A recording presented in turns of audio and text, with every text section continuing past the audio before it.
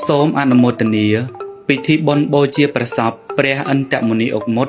ព្រះរាជាគណៈថ្នាក់ចត្វាប្រសង់កិច្ចកោសលប្រមេគុណខេត្តព្រះឧបជាខេត្តនិងជាព្រះនាយកពុទ្ធកវិទ្យាល័យអង្គធួងខេត្តបាត់ដំបងខ្ញុំព្រះករណាយើងខ្ញុំទាំងអស់គ្នាជាព្រះមន្ត្រីសង្ឃខេត្តក្រុង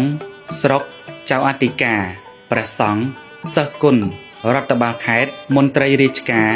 កងកម្លាំងប្រដាប់អាវុធមន្ទីរអង្គភាពជុំវិញខេត្តលោកអាចារ្យគណៈកម្មការក្រុមគ្រួសារព្រះសពព្រមទាំងពុទ្ធបរិស័ទក្នុងនិងក្រៅប្រទេសនិងប្រារព្ធពិធីបុណ្យបូជាព្រះសពព្រះអន្តមុនីអុកមុតបញ្ញាបតិបោព្រះរាជាគណៈថ្នាក់ចត្វាព្រះសង្ឃកិច្ចកោសលព្រះមេគុណព្រះឧបជាខេត្តនិងជាព្រះនាយកពុទ្ធកវិទ្យាល័យអង្គធួងខេត្តបាត់ដំបងដែលបានអនិច្ចធម្មកាលពីថ្ងៃសៅរ៍9រោចខែអាសាឍឆ្នាំម្សាញ់សប្តាហ៍ស័កពុទ្ធសករាជ2569ត្រូវនឹងថ្ងៃទី19ខែកក្កដាឆ្នាំ2025វេលាម៉ោង 19:00 នាទីក្នុងព្រះជន្មាយុ88ព្រះវស្សាដោយព្រះជរាពាធនៅវត្តពោធិ៍វាលសង្កាត់រតនៈក្រុងបាត់ដំបងខេត្តបាត់ដំបងកម្មវិធីបុណ្យថ្ងៃពុទ្ធ2កើតខែផលគុណឆ្នាំម្សាញ់សប្តាហ៍ស័កពុទ្ធសករាជ2569ត្រូវនឹងថ្ងៃទី18ខែកុម្ភៈឆ្នាំ2026កម្មវិធីពេលព្រឹកម៉ោង 6:30 នាទីប្រគេនយាគូចំពោះព្រះសង្ឃម៉ោង 7:30 នាទីជួបជុំមន្ត្រីរាជការព្រះសង្ឃសិស្សគុណនិងពុទ្ធបរិស័ទម៉ោង 8:30 នាទីពិធីក្រុងពាលីម៉ោង 10:30 នាទីប្រគេនភ័ត្ត្រចំពោះព្រះសង្ឃម៉ោង 11:30 នាទីអញ្ជើញភ្ញៀវកិត្តិយសពិសាភោជនាហារកម្មវិធីពេលរសៀលម៉ោង 14:30 នាទីជួបជុំមន្ត្រីរាជការព្រះសង្ឃពុទ្ធបរិស័ទជាសិស្សគុណម៉ោង 15:00 នាទីកិច្ចនមស្ការបរតនត្រ័យសមាទានសិលចម្រើនព្រះបរិត្តម៉ោង 16:00 នាទី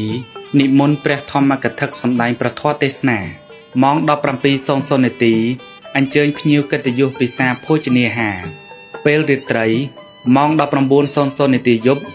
ស្វាធ្យាយព្រះសតបករណាភិធម្មត្រៃលក្ខណ៍និងធម្មសង្វេគ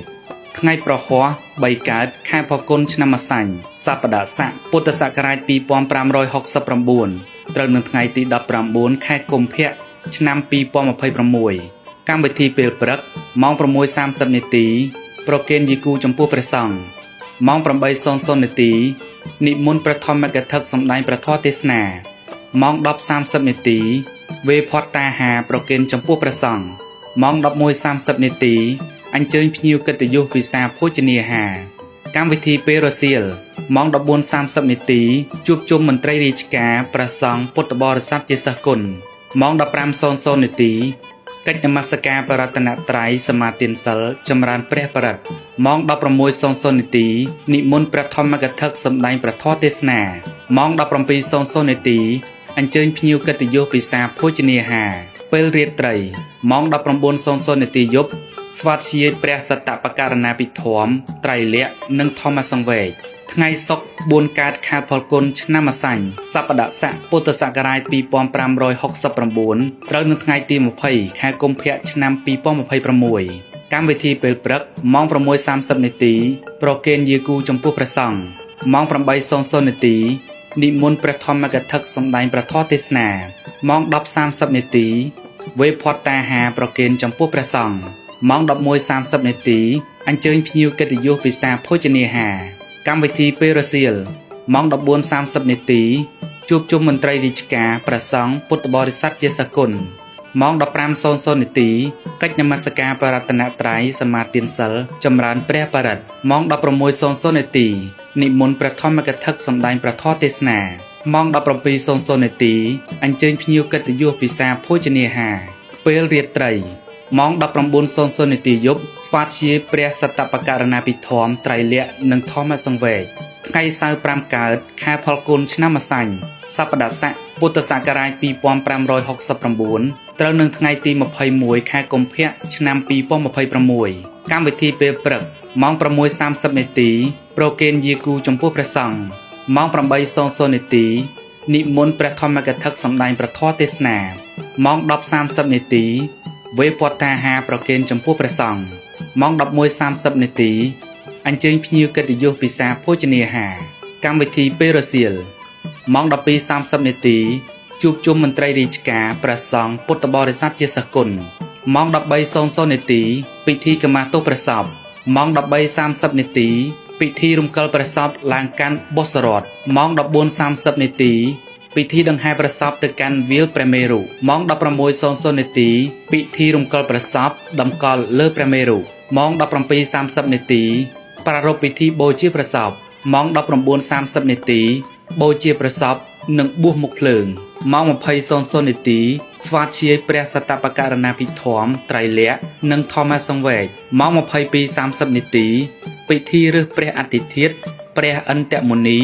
និងដង្ហែព្រះអធិធាតុថ្ងៃអាទិត្យ6កើតខែផលគុណឆ្នាំម្សាញ់សប្តាហ៍ស័កពុទ្ធសករាជ2569ត្រូវនឹងថ្ងៃទី22ខែកុម្ភៈឆ្នាំ2026កម្មវិធីពេលព្រឹកម៉ោង 6:30 នាទីប្រគេនយាគូចំពោះព្រះសង្ឃ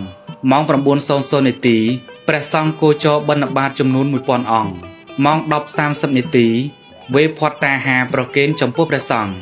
ម៉ោង 11:30 នាទីអញ្ជើញភ្ញៀវកិត្តិយសពិសាភោជនាហារកម្មវិធីពេលរសៀលម៉ោង 13:30 នាទី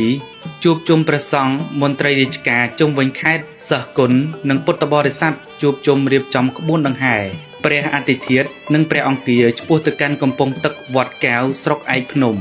ម៉ោង 15:00 នាទីពិធីបណ្ដែតព្រះអធិធាតុនិងព្រះអង្គាទៅក្នុងស្ទឹងគង្គា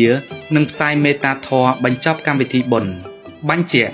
កម្មវិធីបុណ្យប្រារព្ធធ្វើនៅក្នុងបរិវេណវត្តពោវាលសង្កាត់រតនៈក្រុងបាត់ដំបងខេត្តបាត់ដំបងទីកន្លែងបូជាព្រះសពស្ថិតនៅភូមិរំជែក4សង្កាត់រតនៈក្រុងបាត់ដំបងខេត្តបាត់ដំបងជាប់ផ្លូវជាតិលេខ5អ្នកផ្ដើមបុណ្យព្រះមន្ត្រីសង្ឃខេត្តក្រុងស្រុកនិងគណៈសង្ឃវត្តរដ្ឋបាលខេត្តនិងមន្ទីរអង្គភាពជុំវិញខេត្តសិស្សគុណនិងពុទ្ធបរិស័ទទាំងក្នុងនិងក្រៅប្រទេសអាស្រ័យហេតុនេះសូមចម្រើនពរនិងគោរពយាងនិមន្តអញ្ជើញសម្ដេចទ្រង់ឯកឧត្តមលោកជំទាវលោកអ្នកអង្គញាលោកស្រីសិស្សគុណមន្ត្រីរាជការក្រុមញាតិព្រះសពព្រមទាំងពុទ្ធបរិស័ទជិតឆ្ងាយចូលរួមបំពេញកុសលនិងអនុមោទនាបុណ្យដោយសទ្ធាជ្រះថ្លារៀងខ្លួន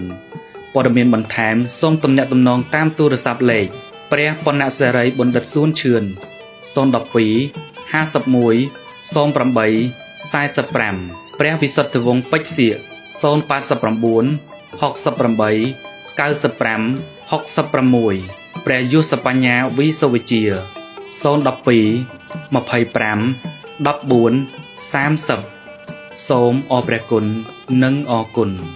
សូមអនុមោទនា